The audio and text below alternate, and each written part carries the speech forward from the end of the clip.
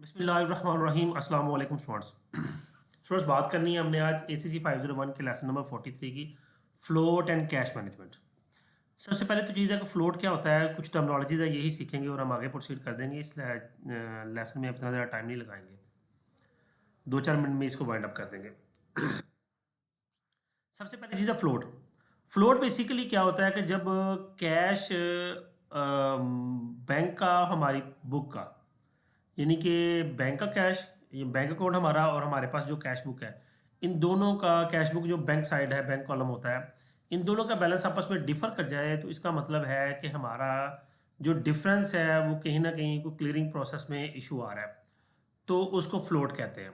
अब दो तरह के ये फ्लोट होते हैं, एक डिस्पर्समेंट फ्लोट होता है और एक कलेक्शन फ्लोट होता है। डिस्पर्समेंट फ्लोट ये है कि आपने चेक इशू किया, अब आपका बैलेंस है ओबियसली जो बुक का बैलेंस है वो कम हो गया, लेकिन जो अवेलेबल बैलेंस है बैंक के अंदर वो ज़्यादा है। तो इसका जो आंसर आएगा वो फ्लो, जनरली तो फ्लोट ही आता है क्योंकि फार्मूला सेम होता है। अगर आंसर पॉजिटिव आ रहा है तो ये डिस्पर्समेंट फ्लोट कहेगा, आंसर नेगेटिव आ रहा है तो कलेक्शन फ्लोट कराएगा। जिस तरह से मैंने अभी कहा कि जब देखें चेक इशू किया गया,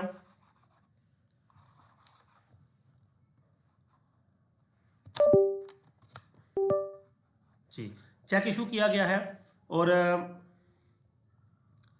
हमारे जो बुक का बैलेंस है वो इसलिए कम हो गया, हमने जो चेक इशू किया तो हमने उसी वक्त मेंशन कर दिया कि हमारे बैंक से इतने पैसे कम हो गए। अब फर्ज करते हैं हमारा अवेलेबल बैलेंस 1 लाख था, हमने 20,000 का चेक इशू किया है, तो वो बनना है 1 लाख माइनस 20,000, तो ये आ जाएगा माइनस 80,000, तो 20,000 का डिफरेंस आएगा। इसका मतलब 20,000 का चेक है जो अभी तक बैंक के पास कैश होने के लिए नहीं पहुंचा। इसके बारक्स जो है जो बैंक में कोई चेक जमा करवाता है डायरेक्टली, कस्टमर बैंक में पैसे जमा करवा देता है, ठीक है। तो बैंक में हमारे पास 1 लाख का बैलेंस है, बैंक में बैलेंस 1,30,000 हो गया, ठीक है।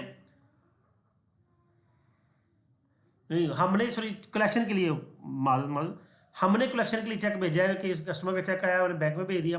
अब बैंक ने उसको भी क्लियर नहीं किया तो बैंक का बैलेंस 1 लाख ही आएगा, लेकिन जबकि हम उसको लिख चुके हैं कि हम उसको बैंक में भेज चुके हैं, तो इसका मतलब है इसका आंसर नेगेटिव आएगा। तो नेगेटिव जो है वो कलेक्शन फ्लोट है, मिक्सिंग कर गया। नेगेटिव कलेक्शन फ्लोट के लिए होता है और पॉजिटिव अगर आंसर हो तो डिस्पर्समेंट फ्लोट होता है। अब देखिए, अब फर्म का अवेलेबल बैलेंस बैंक के अंदर 1 लाख है, फर्म ने 1 लाख का चेक इशू कर दिया है, तो अवेलेबल बैलेंस 0 है, तो ये डिस्पर्समेंट फ्लोट आ गया। Cheque collected by the firm created collection float which increases book balance but does not immediately change available balance. जो बैंक के अंदर अवेलेबल बैलेंस है वो इमीडिएटली चेंज नहीं होता, तो इसका आंसर नेगेटिव आता है। ये देखिए आंसर नेगेटिव में है। नेक्स्ट हमारे पास आ गया कैश कलेक्शन है, कैश डिस्बर्समेंट है। कैश कलेक्शन होता है reducing lag between the time customer पे देयर बिल्स। हम कैश को किस टाइम कलेक्ट करते हैं, यानी कि कलेक्शन का टाइम, यानी कितनी जल्दी हम कैश को कलेक्ट करते हैं। कैश डिस्बर्समेंट होता है कितना जल्दी, हम कितने टाइम लगाते हैं कैश पे करने के लिए। ये दोनों है cash collection, time to collect cash from the customers, and cash disbursement, time to making payments. अब देखें कलेक्शन के लिए हमने customer mails payment, company receive payment, company deposit payment, cash received. Customer ने चेक भेजा, हमने उसको रिसीव किया, फिर हमने उसको बैंक में डिपॉजिट कराया और बैंक ने उसको क्लियर कर दिया, 4 प्रोसेस हो गए। सेम इसके कलेक्शन फ्लोट इसी को कहते हैं, ठीक है। और फिर डिस्पर्समेंट आ जाएगा। अब ये हमें इतने लंबे चक्रों में जाने की जरूरत नहीं है, सिर्फ हमें सिंपल सिंपल चीज़ें सीखनी है। कैश कंसंट्रेशन क्या होता है, collection cash collection form having many collection points may and up in different banks and bank accounts. जब और this process moving these amounts in main account is called cash concentration. अब हमें हमारे कई accounts हैं, तो जब वो पेमेंट सारी एक सेंट्रल अकाउंट में पहुंचे, जहां हम उसको कलेक्टिवली जब कैलकुलेट करें तो उस कलेक्शन प्रोसेस को, हम जो कलेक्टिव प्रोसेस है उसको कंसंट्रेशन कहेंगे, कैश कंसंट्रेशन। फिर कैश डिस्बर्समेंट आ जाता है कि हम कैश पे किस तरतीब से करते हैं, ठीक है। इसमें firm prepare cheque to suppliers, post office processing, delivery cheque to supplier. Firm ने चेक फिल किया, सप्लायर को भेजा, सप्लायर ने बैंक में जमा करवाया और बैंक ने उसकी पेमेंट हमारे अकाउंट से काट ली। ये भी तीन में 4 प्रोसेसिंग। ये पोस्ट ऑफिस प्रोसेसिंग जो है ये अब ख़त्म हो चुकी है। हो भी सकती है, वैसे कोई बड़ी बात नहीं है। खैर अब तो खैर ये भी नहीं है, अब तो डायरेक्टली अकाउंट में पेमेंट ट्रांसफ़र हो जाती है ऑनलाइन ही। नेक्स्ट करेंगे जीरो बैलेंस अकाउंट, वो अकाउंट जिसमें बैलेंस जीरो हो। Account maintain a zero balance transferring funds in from a master account only as needed to cover cheque presenting for payment. अच्छा, ये मास्टर अकाउंट बेसिकली क्या है?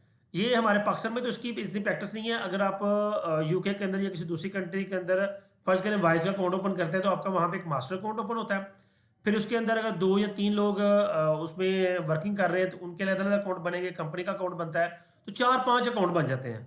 अब उन पांचों अकाउंट में अलग अलग बैलेंस भी आ रहा है, या मास्टर अकाउंट से उनमें बैलेंसेस ट्रांसफर हो रहे हैं, या उनमें से मास्टर अकाउंट में बैलेंस ट्रांसफर हो रहे हैं, लेकिन कलेक्टिवली मास्टर अकाउंट में बैलेंस सारा कलेक्टिव शो हो रहा होता है। तो ये जीरो बैलेंस अकाउंट में मतलब है कि हमने कोई सब अकाउंट बनाया हुआ और उसमें हमारा बैलेंस जीरो है। उसके बाद इन्वेस्टिंग आइडल कैश होता है कि हम हमारे पास अगर स्पेयर कैश पड़ा हुआ है तो हम इसको किस जगह पे इन्वेस्ट करते हैं। खैर इन चीज़ों की इतनी नहीं है, जो काम की बातें थी वो हमने पढ़ ली हैं। नेक्स्ट हमारे पास आता है क्रेडिट्स एंड रिसीवेबल्स।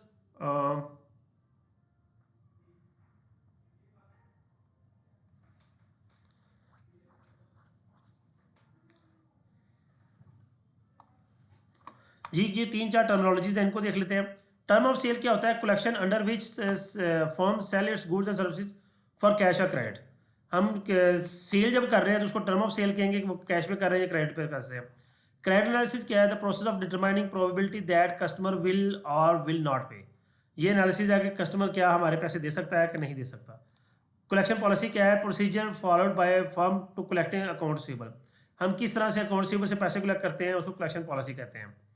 अब credit period, cash discount period, credit instrument क्या होता है कि हमारा क्रेडिट पीरियड जो है वो 30 डेज है फर्ज करें, तो हम कोई कैश डिस्काउंट दे देते हैं, कस्टमर को कहते हैं 2% डिस्काउंट मिलेगा अगर 10 दिन में पेमेंट कर दो। तो ये हमारा वो 10 दिन डिस्काउंट पीरियड हो जाएगा, 2% कैश डिस्काउंट हो जाएगा, और क्रेडिट पीरियड 30 डेज है।